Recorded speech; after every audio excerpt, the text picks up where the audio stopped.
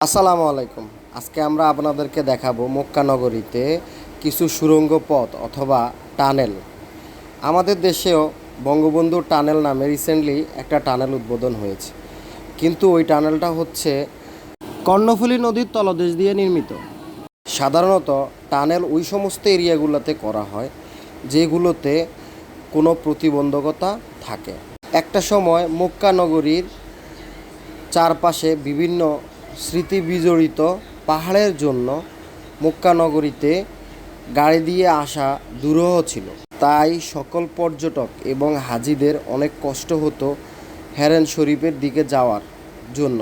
তখন সৌদি সরকার চিন্তা করলো যে কিভাবে এই সকল পাহাড় না কেটে রাস্তা বানানো যায়। ইঞ্জিনিয়ারদের বুদ্ধিতে সৌদি সরকার মক্কা নগরীর বিভিন্ন পাহাড়ের নিচ দিয়ে টানেলের একটি প্রকল্প হাতে নেয়।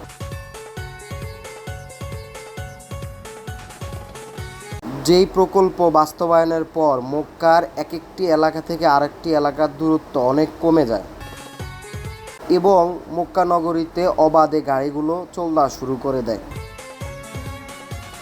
কোনো পাহাড় না কেটেই ইসলামিক স্মৃতি বিজড়িত বিভিন্ন পাহাড় রেখেই পাহাড়ের তলদেশ দিয়ে এই সমস্ত সুড়ঙ্গ পথ অথবা টানেল নির্মাণ প্রকল্প শেষ করে।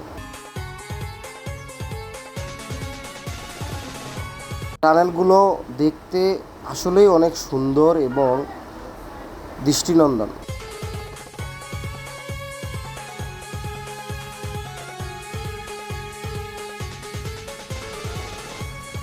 প্রতি বছর পৃথিবীর দূর দূরান্ত থেকে লক্ষ লক্ষ হাজি এবং উমরা পালনকারীরা যখন মক্কা নগরীতে এসে পৌঁছায়, তখন এই সমস্ত টানেল দিয়ে তারা অবাধে বিচরণ করে।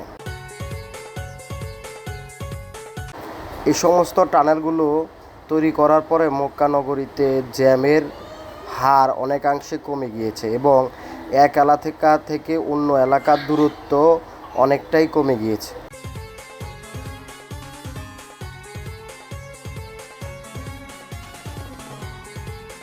পৃথিবীর অনেক দেশেই টানেল দেখা যায়, তবে এ ধরনের দৃষ্টিনন্দন এবং এত বেশি টানেল পৃথিবীতে খুব কমই দেখা যায়।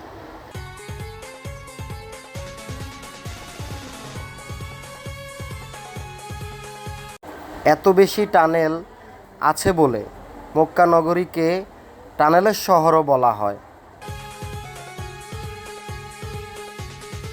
বন্ধুরা, আপনাদের এ ধরনের টানেলগুলো দেখে কেমন লাগলো কমেন্ট করে জানাবেন এবং এ ধরনের আরও ভিডিও পেতে অবশ্যই লাইক এবং সাবস্ক্রাইব করে আমাদের সঙ্গে থাকবেন। আসসালামু আলাইকুম।